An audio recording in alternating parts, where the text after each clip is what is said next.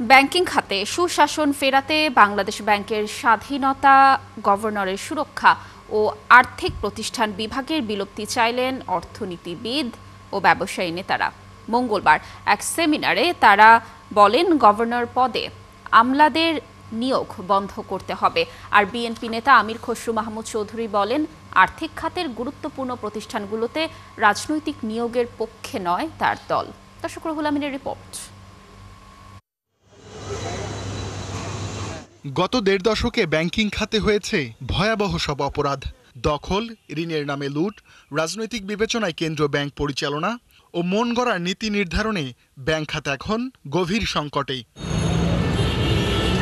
এমন প্রেক্ষাপটে ঘুরে ফিরে উঠছে কেন্দ্রীয় ব্যাংকের স্বাধীনতার প্রশ্ন, জানিয়ে গবেষণা সংস্থা PRI এর এই সেমিনার, যেখানে কেন্দ্রীয় ব্যাংকের স্বাধীনতা, অর্থ মন্ত্রণালয়ের আর্থিক প্রতিষ্ঠান বিভাগের বিলুপ্তি ইত্যাদি প্রশ্নে একমত অর্থনীতিবিদ ও ব্যবসায়ী নেতারা। FID and Bangladesh should not coexist. There is no need, কোনো দেশে FID বলে কোনো জিনিস নাই. There must be one regulator. There is a bureaucratic capture of the Bangladesh bank that now must be overthrown. আমরা রিফর্মের কথা বলছি, this is the time. Please free Bangladesh from the clutches. Banking নীতি নির্ধারণের মতো উচ্চ কারিগরি বিষয়ে আমলাদের নিয়োগ না দেওয়ারও জোর দাবি ওঠে আলোচনায়। পাশাপাশি ওঠে স্বাধীন গভর্নরের জবাবদিহিতা নিশ্চিতের প্রশ্নও। যেভাবে ব্যুরোক্রেটদেরকে নিয়ে ওখানে বসানো হয়েছে সেটা কিন্তু আসলে ওই আইনের মধ্যেও ছিল না। সো কম্পিটেন্ট প্রফেশনাল লোকদের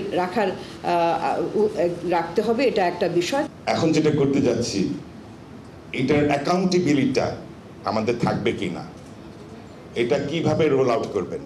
আপনি তো গরুকে খেতে ছেড়ে দিলে সবই খেয়ে ফেলবে। কেন্দ্রীয় ব্যাংক প্রশ্নে বিএনপির অবস্থান তুলে ধরেন আমির খসরু মাহমুদ চৌধুরী। জানান, অর্থনীতির স্বার্থেই বাংলাদেশ ব্যাংককে স্বাধীন করতে হবে। বাংলাদেশ ব্যাংকের ক্ষেত্রে আমরা কিভাবে অ্যাপ্রোচ করেছি, আমরা কিন্তু কোনো সময় বাংলাদেশ ব্যাংকে পলিটিক্যাল অ্যাপয়েন্টমেন্ট করিনি। ব্যাংকিং ডিভিশন বন্ধ করে দিয়েছি। নাও দ্য MID, FID, নাসিব যেটা বলতে ছিল, it must go, of course it must go.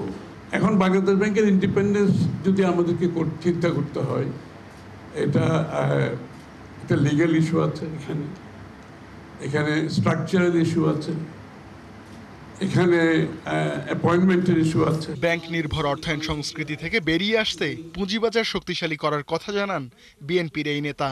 জানান, ক্যাশলেস সোসাইটি করার লক্ষ্যের কথাও। রুহুল আমিন, ৭১, ঢাকা।